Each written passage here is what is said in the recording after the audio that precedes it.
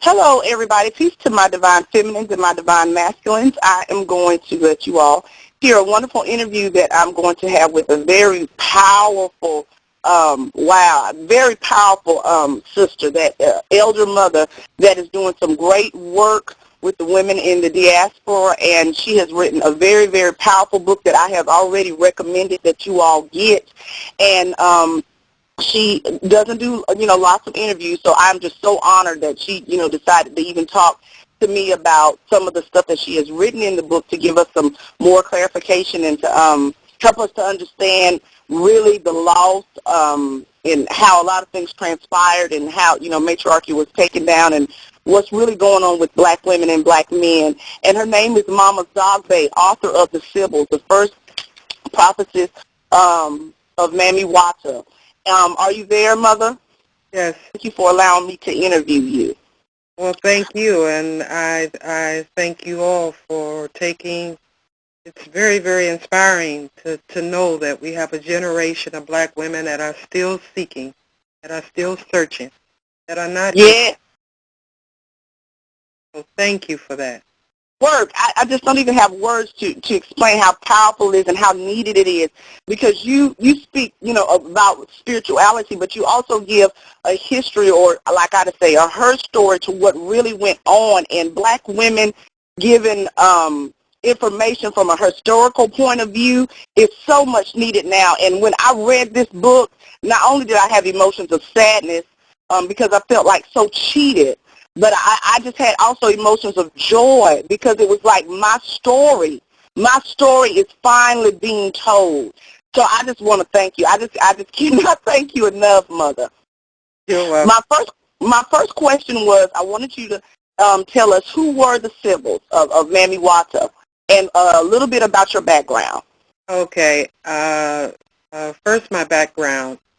I am a Mami Wata, a Vodoun priestess, and also of Mama Chamba. I'm also an Amengansie. I acquired my tradition from my family, both sides, my great-great-great-grandmothers and great-great-great-grandfathers. It was from there struggle trying to get back on that road to resurrect that lineage that had been shattered during slavery and Reconstruction, just as so many in the diasporas has been. That led me down the road that led to the book that you have read already, The Sibyls, and also Mami Wata.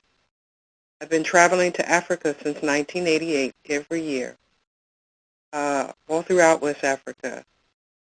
Last year, I recently found my biological ancestors, also Fulani in Niger. I'm working on writing about that. Well, that's enough about me. What I'd like to do, if it's okay, I'd like to offer a preference or a disclaimer. Yeah. I think it's important in order to get those who are listening psychologically orientated to the position and the spirit in which I write our history.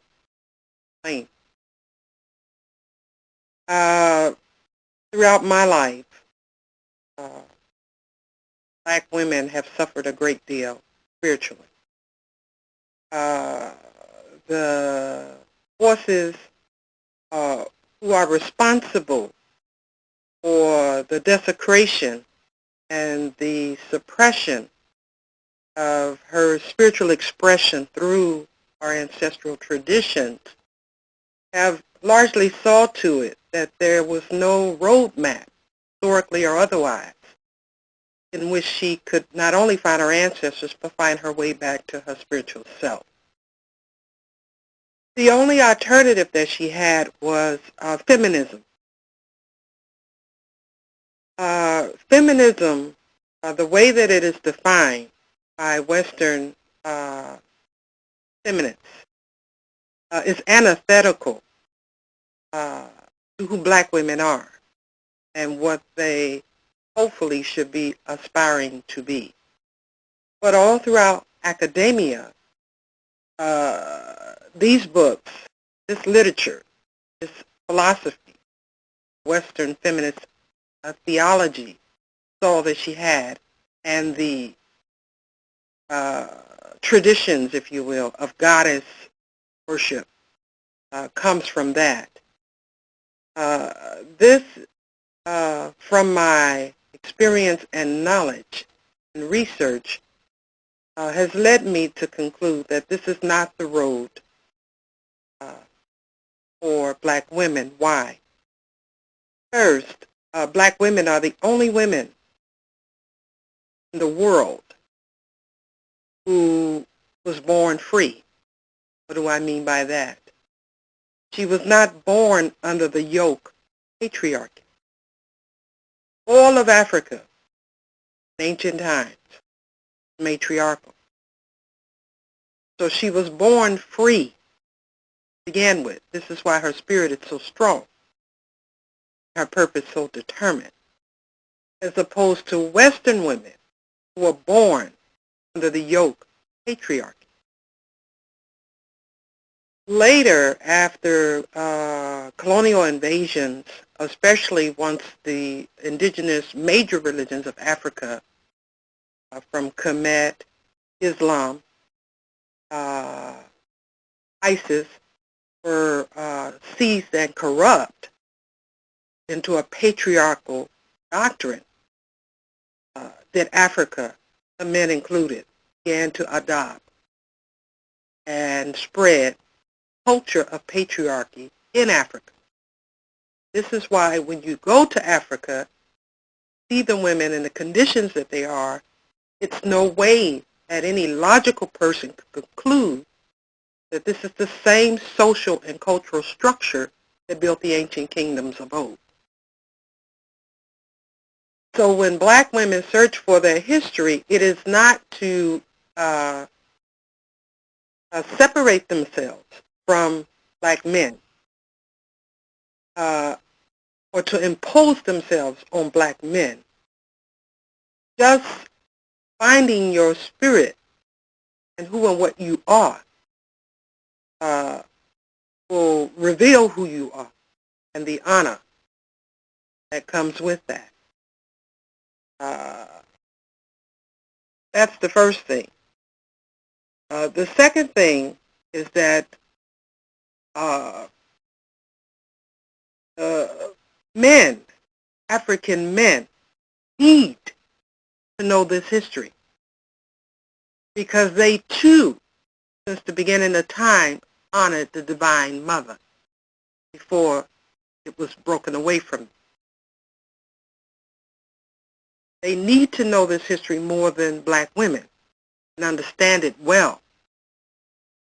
The research that has, as I was searching for our history, i.e. black women, in Afrocentric research, I didn't find it.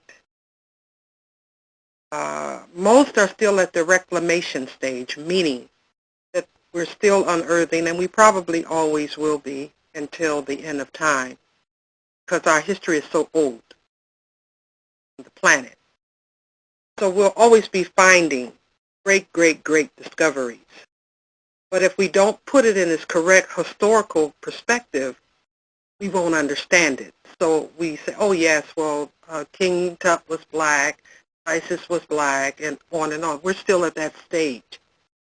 The stage that we need to aspire to is to understand what happened during this period that made us vulnerable to the nomadic tribes that ultimately invaded and seized and enslaved us. The problem was an internal problem, my research has revealed. And we need to understand what that problem was on all levels, come to terms with that. The third thing, and this is particularly for black women, this concept of goddess, that's a Western feminist concept. It's a generic attribution to divine principles that have been embodied in what you all have been taught, the feminine. And it is symbolized through images of what they tell you are goddesses. Well, that's for them. But for you, these were your biological mothers. They were not abstract figures. They were your biological mothers who embody the divine spirit in the flesh, just as a Christ, just as a Buddha, just as a Krishna. That's who they were.